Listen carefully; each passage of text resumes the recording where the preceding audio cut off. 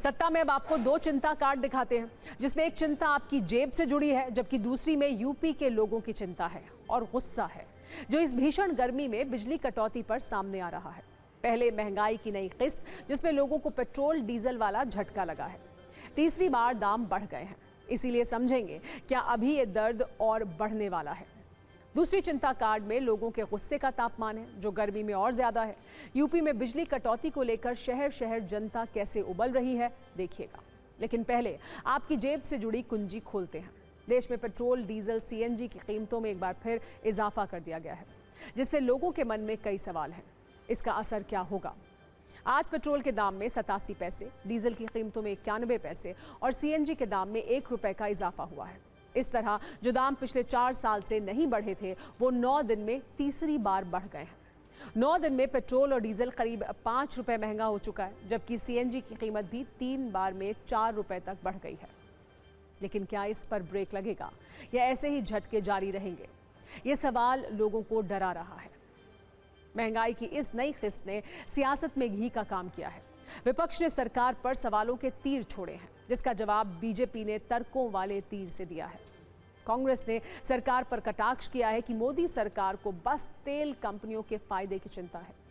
एक तरफ जहां दुनिया भर की सरकारें अपनी जनता को राहत दे रही हैं, तो दूसरी ओर मोदी सरकार जनता को ही लूटने में लगी है। कांग्रेस ने सरकार से सवाल किया है, कब तक ऐसे ही पूंजीपतियों को फायदा पहुंचाया जाएगा?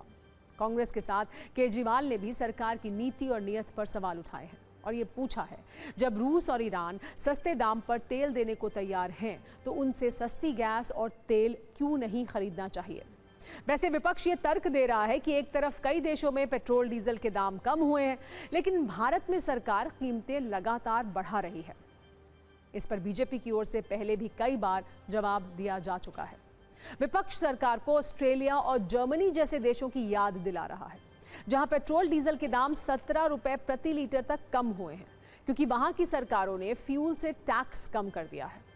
लेकिन बीजेपी के जवाब में अमेरिका, यूएई, पाकिस्तान और नेपाल जैसे देशों का हाल दिख रहा है, जहां युद्ध के बाद से पेट्रोल और डीजल की कीमतों में 40 से लेकर 60% तक का इजाफा हुआ है, जबकि भारत में यह इजाफा अभी 4% के करीब है। वैसे लोगों के लिए चिंता की बात यह है कि अगर इसी तरह कच्चे तेल का दाम बढ़ता गया, तो पेट्रोल डीजल में ऐसी ही आग लगी रह सकती है। इस पर देश के लोग क्या कह रहे हैं, आइए उन्हें भी सुनते हैं।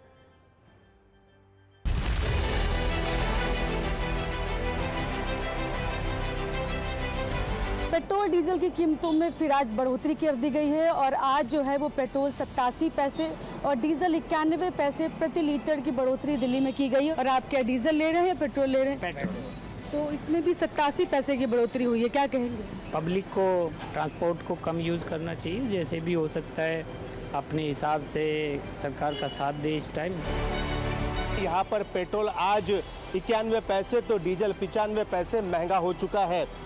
यहाँ पर पेट्रोल पंप पर हम मौजूद हैं। सर, 10 दिन में पेट्रोल करीब 5 रुपए और डीजल करीब 5 रुपए महंगा हो चुका है, क्या कहेंगे? ये तो दिन रात की महंगाई बढ़ती ही जा रही है। आम आदमी का घर कैसे चलेगा फिर? आम आदमी अभी क्या भगवान के भरोसे। ठीक है, बट अगर ऐसी बढ़ता रहा तो मिडिल क्लास भी अफोर्ड नहीं कर पाएगा फिर बाद में। यहाँ पर कुछ लोग हमारे साथ मौजूद हैं। सर, आप पेट्रोल भरवाने के लिए यहाँ पर आए थे, लगातार तीसरी बार जो है 10 दिन के भीतर ये रेट जो बढ़े हैं, कितना फ़र्क पड़ रहा है इससे आपको? सर, बहुत ज़्यादा फ़र्क पड़ा हमें, और डेली आना जाना काम पे और इतना महंगा तेल। एक आम आदमी के लिए कितना असर है? मुश्किल हो रहा है, बहुत मुश्किल हो रहा है सर। जो बजट टूट गया है, बजट बनता ही नहीं। किराया का रेट बढ़ नहीं रहा है और सीएनजी बढ़ते जा रहा है दिन पर दिन। तो ऐसे चलेगा तो हम तो मर ही जाएंगे। फिर दिन 2 रुपये बढ़े, फिर एक करके डेली बढ़ रहे हैं और इससे बड़ी दिक्कतें आ रही हैं और रेट वही हैं पहले वाले ही।